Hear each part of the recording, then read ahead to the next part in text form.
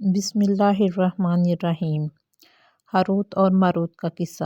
حضرت ادریس علیہ السلام کے زمانے میں لوگ بہت بدعمل ہو گئے تھے اور فرشتوں نے بارگاہ الہی میں عرض کی کہ انسان بہت بدکار ہے، یہ تیری خلافت کے لائق نہیں ہے، اس لیے انسان کو منصب خلافت سے ہٹا دیا جائے۔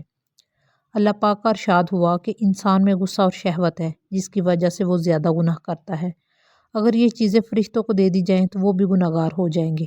فرشتوں نے کہا ہم تو کبھی بھی گناہ کے قریب نہ جائیں گے، خواہ کتنا ہی غصہ اور شہوت ہو۔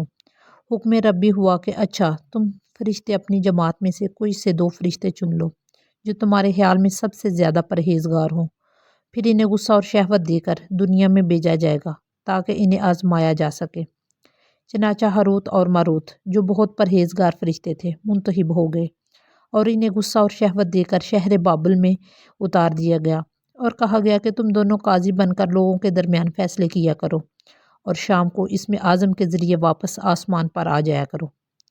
یہ دونوں قریب 1 ماہ تک اسی طرح آتے جاتے رہے۔ اس عرصے میں ان کے عدل و انصاف کا چرچا عام ہو گیا اور بہت سے مقدمے ان کے پاس آنا شروع ہو گئے۔ ایک روز ملکہ فارس کی ایک حسین و جمیل عورت زہرا نامی نے اپنے شوہر کے خلاف مقدمہ دائر کیا۔ یہ دونوں اسے دیکھتے ہی اس پر عاشق ہو گئے اور اس کے ساتھ بد عملی کی خواہش کی۔ اس عورت نے کہا کہ میرا اور تمہارا دین الگ الگ ہے اور میرا شوہر بہت غیرت مند ہے، اگر اسے پتہ چلا تو وہ مجھے قتل کر دے گا، اس لیے اگر تم اپنی خواہش پوری کرنا چاہتے ہو تو پہلے میرے شوہر کو قتل کرنا ہوگا اور جس بت کی میں پوجا کرتی ہوں اسے سجدہ کرنا ہوگا۔ اس عورت کی شرائط سن کر دونوں نے انکار کر دیا۔ وہ عورت تو واپس چلی گئی لیکن ان دونوں کے دل میں عشق کی آگ بھڑکا گئی۔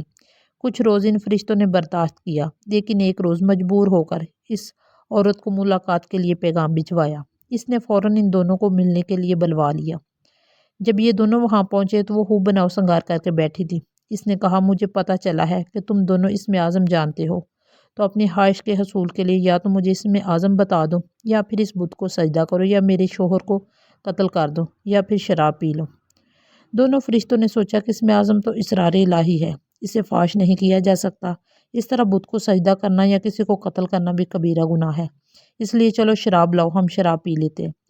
جب وہ دونوں شراب پی کر مست ہو گئے تو اس عورت نے ان دونوں سے بت کو سجدہ بھی کروایا، اپنے شوہر کو قتل بھی کروا لیا اور اسم اعظم معلوم کر کے صورت بدل کر آسمان پر جا پہنچی اور حق تعالیٰ نے اس کی روح کو زہر ستارے سے متصل کر دیا۔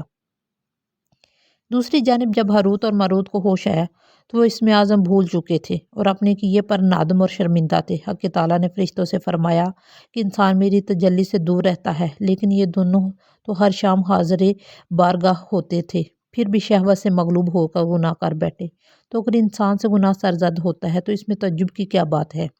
یہ سن کر تمام فرشتے اپنی خطا کا اقرار کیا اور انسانوں پر لعن طعن کرنے کے بجائے ان کے لیے دعائے مغفرت کرنے لگے۔ اس کے بعد ہاروت اور ماروت حضرت ادریس علیہ السلام کی خدمت میں پیش ہوئے اور اللہ کے حضور معافی کی درخواست کی۔ آپ نے دونوں کے لیے دعائے مغفرت کی، جس کے کئی روز بعد اللہ تعالیٰ کی طرف سے جواب آیا کہ ان دونوں کو اختیار دیا گیا کہ چاہیں تو دنیاوی عذاب قبول کر لیں یا آخرت کا۔ انہوں نے سوچا دنیا کا عذاب ایک نہ ایک دن ختم ہو جائے گا لیکن آخرت کا عذاب نہ ختم ہونے والا ہے، اس لیے دونوں نے دنیاوی عذاب قبول کر لیا۔ چنانچہ حق تعالیٰ نے حکم دیا ان دونوں کو لوہے کی زنجیروں میں جکڑ کر بابل کے کنویں میں اوندا لٹکا دیا جائے۔ اس کنویں میں آگ جل رہی ہے اور فرشتے باری باری اس پر کوڑے برساتے ہیں اور پیاس کی شدت سے ان کی زبانیں باہر کو لٹک رہی ہیں اور یہ عذاب ان پر قیامت تک یوں ہی شدید رہے گا اور آخرکار ان کو نجات ملے گی۔ یہ تفسیر عزیزی نے بحوالہ ابن جریر و حاکم اور دیگر تفاسیر نے حضرت ابن عباس و علی المرتضیٰ و عبداللہ ابن مجاہد رضی اللہ تعالیٰ عنہ اجمعین سے روایت بیان کی گئی ہے۔